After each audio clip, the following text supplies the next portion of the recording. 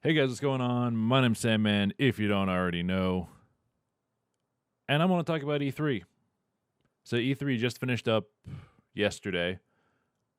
And I kind of wanted to go through like what I thought would look really good and what I thought looked all right. Like basically stuff I'm interested in when it comes to games. I don't want to cover anything else that went on with the conference because to be honest, I didn't pay attention to it because I didn't care for it. If you've seen the stuff, it's a whole new video that to discuss that, and I don't think it has a place here. But yeah, if you guys have watched my channel before, I've said it before. I'm a big gamer, and I personally I just finished a game design degree, so I've kind of been getting more into making my own games and breaking down games and talking about concepts of development that I want to share those videos with you guys soon. Hopefully before the end of the month. But yeah, let's get into E3 and let's talk about this stuff. So, this game, I got into the closed alpha for back in, I think it was December, January. And it's Back for Blood, which is 4-player co-op, fighting zombies, fighting against other players in one of the modes, which is being shown off now, and just trying to get through the levels. It's basically Left 4 Dead 3. That's how everybody's referred to it. That's how I'm referring to it. So yeah,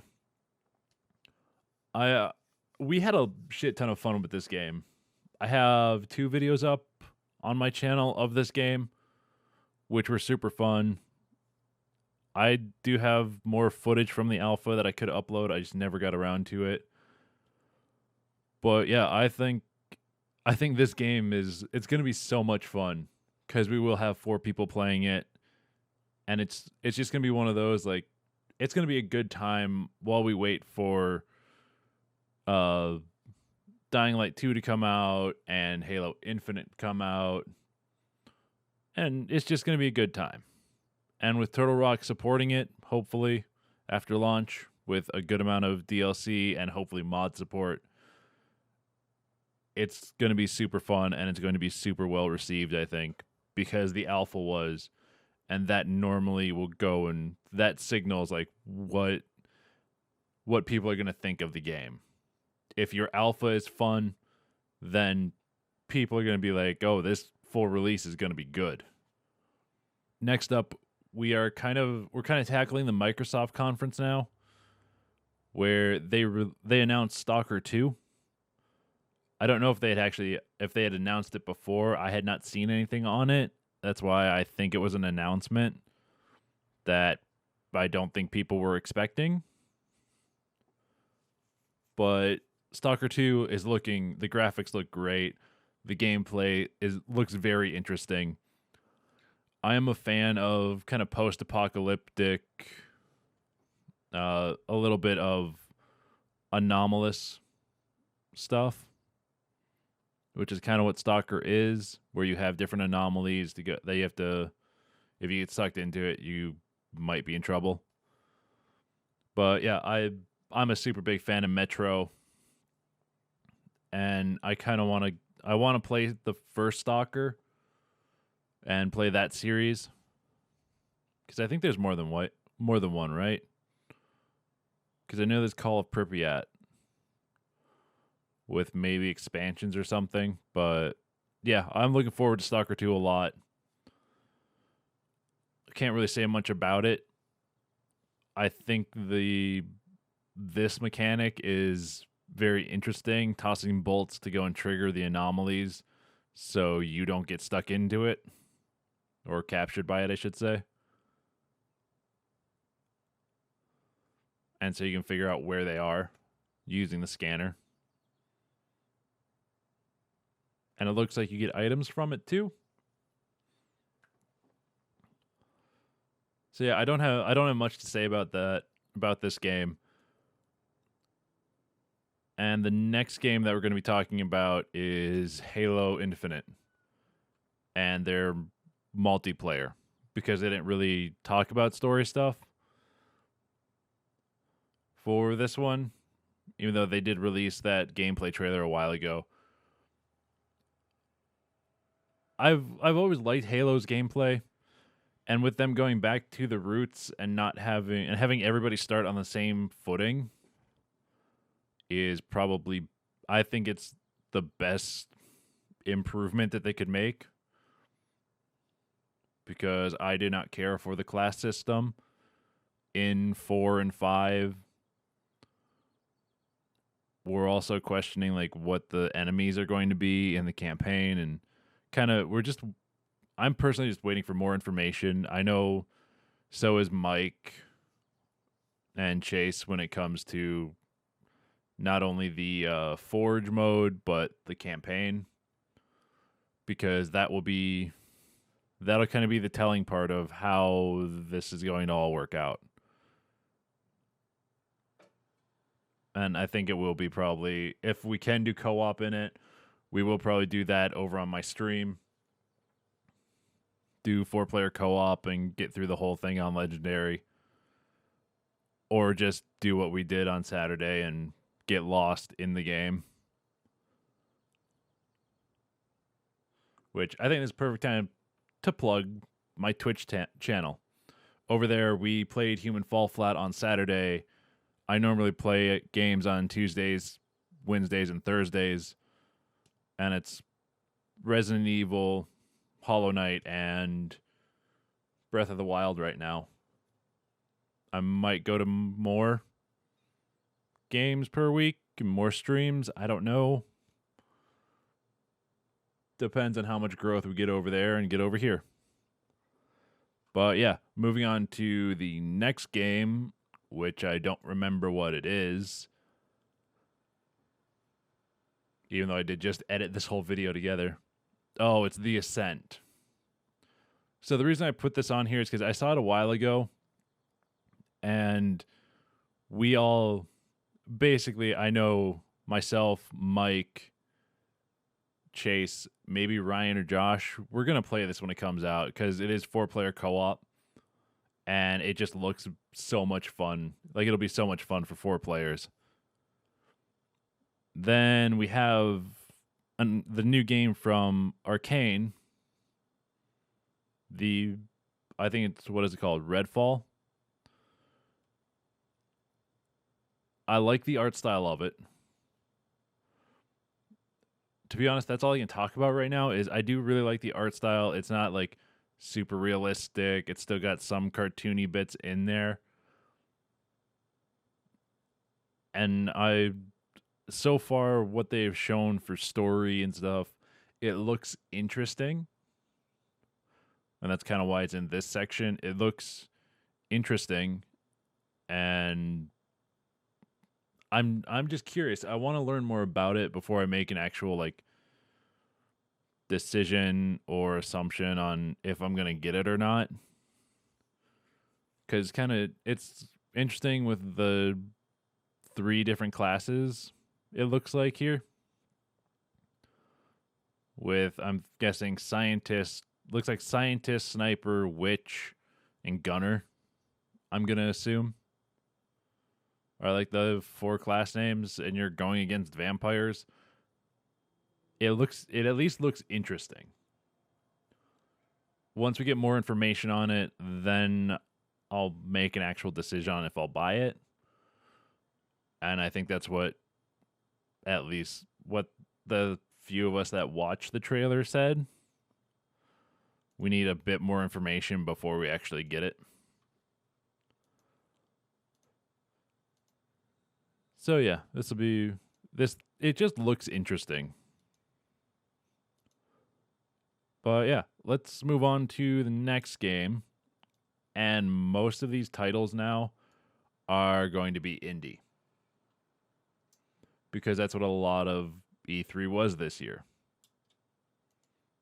Kind of discussed that at the end. So this game is called Silt, and I think I like the art style, and I kind of like the mechanics of you can take over. It looks like you can take over like fish, like other fish, and use them to solve puzzles and like distract things and stuff.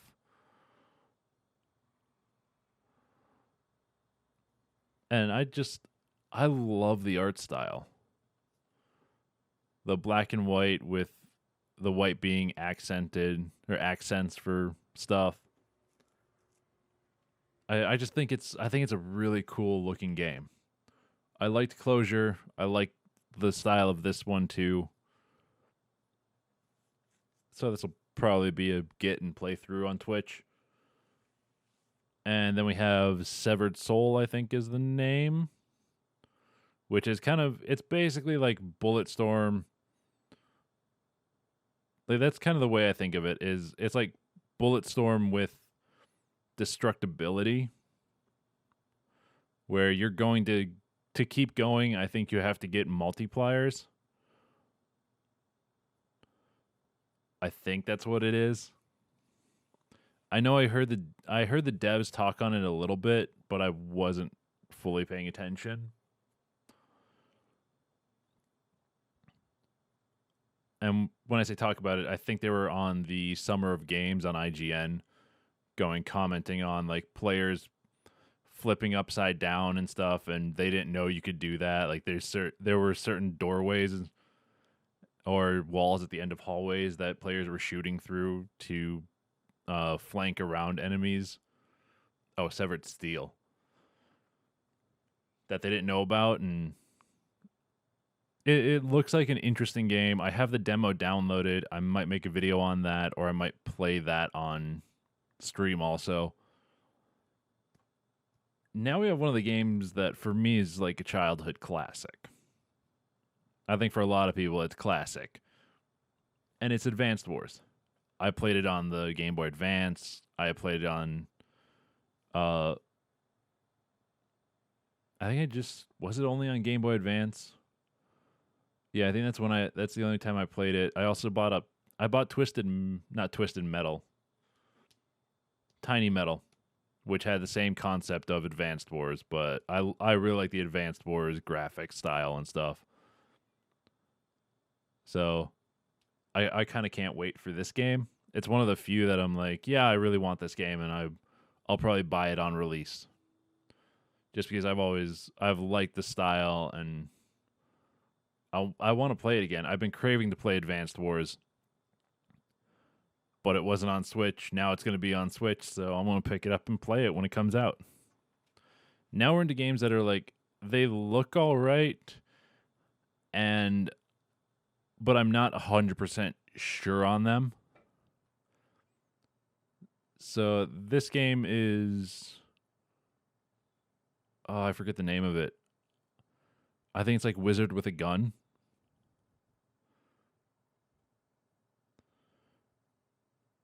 And it looks like Don't Starve combined with, I think, Wizard of Legend. It's just the art style looks really good. I like their cinematic art style too. I'm curious more about like what the gameplay is going to turn out to be.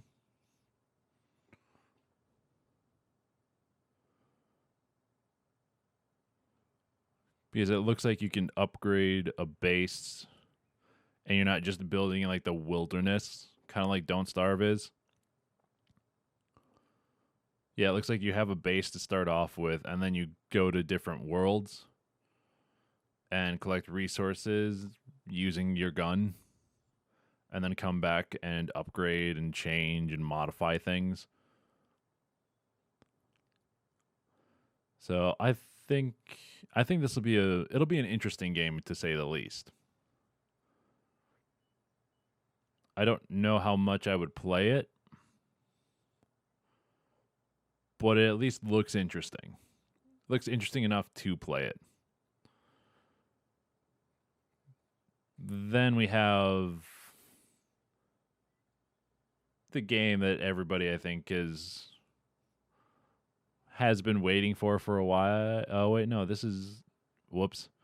I was thinking Psychonauts is next. Nope, this is Death's Door, which is a interesting little roguelite where you play as a crow.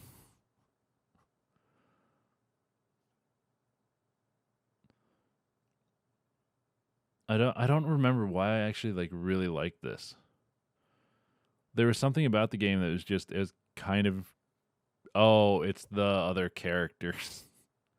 That's what it was. That's why I put this on here, because it has some funny writing, and I kind of really like.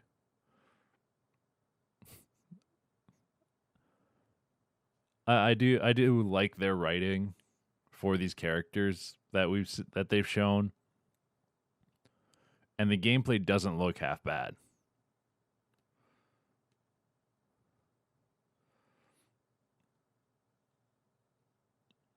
With using environment stuff to your advantage, and they look like they have a good amount of enemies, or a good variety of enemies. Plus, it looks like maybe Fury level bosses, which Fury is still like, I think it's a really good game, and I kind of want to go back and play it again. I think that's mostly why I threw it on there. Then we got Psychonauts 2. Why is it on here? Because it's Psychonauts 2.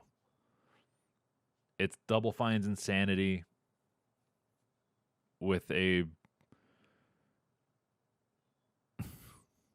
It's Double Fine's insanity is literally all I can say. And I think it's going to be a hilarious game. It'll be fun because they are good at making mechanics and making games around mechanics. Where yes, that I know that's like kind of redundant, but there are certain games where they don't really make them around their mechanics. They make them around their story, or they just have really shit mechanics. But this feels like every level is made around certain mechanics, and it just looks like it's a bunch of fun, and it's just a good time. So that's kind of why I threw this on here. I know I'm rambling about this, and I'm kind of just letting it play. But I think it's a great trailer, and I'll probably wait to get it because I still have to play the first one. All right, next up we have a game that it's another 2D game that I think looks fairly interesting. I think this is They Always Run. And a lot of these games, a lot of the 2D and the indie games are from the some are from Future Game Show and some are from the PC Showcase, because I think those honestly had the best variety of games. Bethesda and Xbox still won in terms of like the best games, but I think PC had a good variety. And this game, I like the art style of it, and it looks kind of like a Dead Cells type game, like a Dead Cells-esque game. But I'm not 100% sure why I like it. It's just I'm a fan of the art style, and it looks like it's a good fast-paced side scroller with a good variety of gameplay in there. So yeah, I would say that's kind of why I like it. All right, next up we have, which one do we have now? I forget what's here. Oh, this is the Speedrun looking game. I honestly don't remember the name of it. I think I like games that have the momentum and just the speed, where it feels like you can go basically like Doom fast in this one, where you can blast through a level in Warcry challenges. When you can blast through a level that fast, I think it just looks fun. Next up is Dreamtech. Oh, this is the this is the paper airplane one. I think like Life Song or Life Sing. There's certain games that you feel like they're kind of ridiculous. And this looks like one of the indie titles that is a bit ridiculous, but it still looks like it could be very interesting to play through once. And I'm curious what all is in it. And I like games that are kind of out there, because you're playing a fucking paper airplane flying through. And I want to know if you can go and... So you can evade danger and stuff, but can you customize your airplane? It looks like you can. Or you can at least switch out for different airplanes that probably have... Oh, Life Slide, that's what it is. That probably have different characteristics. Like some go faster, some glide better, some have better control. And I think it'll be interesting. It'll be a nice, pretty game. Then we have Fallen Aces, which just has a really distinctive art style. And the gameplay doesn't look horrible. It's very reminiscent of Doom and Wolfenstein and all the old games. Like if you look at the fire and stuff, and just the way that you use weapons and things, starting out with your fists and picking up other stuff. I think it... Fuck off. I just think it looks fun and interesting. Like being able to throw them through the barricades and stuff. And not having aim, just look and shoot. I'm curious if they're going to do if there's going to be high level stuff. Like goons up on higher with snipers or not. And how they're going to do that. But it looks kind of fun. It looks interesting at least. And I think it has a great art style. Next up we have, I think this is Dreamscaper, which looks to be a roguelite combined with like a RPG mechanics. Because I think you can customize when you go back to the real world, and then also have conversations with characters. Like when you die, you wake up, and it looks like that's where you get quests and increase skills and get things that you can probably use in your next run. So it looks like an interesting little roguelite. I wouldn't say I'm excited for it, and it's more of like a maybe pickup for me. But yeah. So coming up next, we are getting into Nintendo. And we're going to start off with Metroid Red. I've really been loving Hollow Knight right now. And that's one of my games that I do play on Twitch on Wednesdays. Basically, after this video is going up, I will probably be on Twitch playing Hollow Knight. And since Hollow Knight was inspired by Castlevania and Metroid, I kind of want to get this new Metroid. Yes, there are enemies that chase you and you can't kill are kind of annoying. that you just have to dodge, but it's also like it combines Alien Isolation gameplay then, which is a great game. So I've heard. I'll have to try it for myself, but yeah, that's I don't really have much more to say about Metroid Dread. This is their first trailer and first time they've shown gameplay for it, so I'm kind of looking forward to it. I also haven't played an actual like Metroid game ever.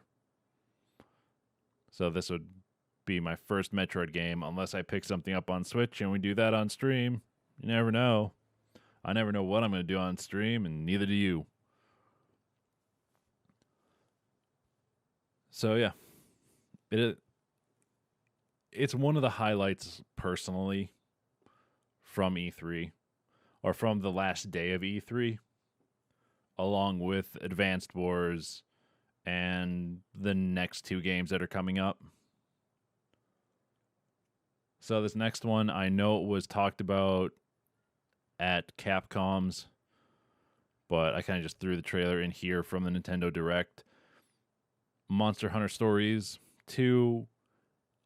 I think it's interesting that you can ride the monsters, but also the whole like kind of Pokemon-esque. You build a team and your team comes with you into fights and everything, and you fight with the monsters next to you and do combo attacks and stuff like that. I think it's very interesting. I kind of like this style of game more than I do Monster Hunter like Rise or Monster Hunter World. And this I could actually see myself really getting into, to go and play it and want to try and get the best ones for my play style. And hell, maybe I can get one of the guys to play too. I don't know. I'm not picking up Caleb because it's fucking Caleb, and no. And finally, this is going to be the last game we're going to talk about. It's Breath of the Wild 2. Currently playing Breath of the Wild on stream also over at twitch.tv/SandmanKing. And I'm hoping to get through that before Breath of the Wild 2 comes out, and so I can go straight into that.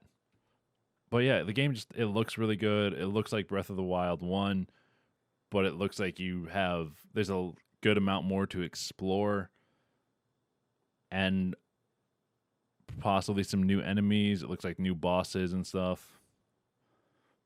Hopefully new abilities. So yeah, I'm looking forward to this one too. I wouldn't say I'm really looking forward to it, but I'm looking forward to the game. That's really all I can say for E3. This was not a big year because this year was mostly focused on information than it was actual announcements. Like, we got a lot more information for different games. And there's a lot of games that I left out of this list because I didn't want to cover every single one. But yeah, this was a year for information. Then I'm pretty sure it's either going to be next year or the year after we're going to get an E3 just full of announcements. And then then it'll be another 2 to 3 years before we get another announcement year. So yeah, that is all I got, guys. Peace. I'm out. I'll talk to you later. Have a nice day. Don't forget to like, subscribe, favorite, do all the usual bullshit that people tell you to do. Turn that bell notification on, all that crap. And yeah, that's all I got. Peace.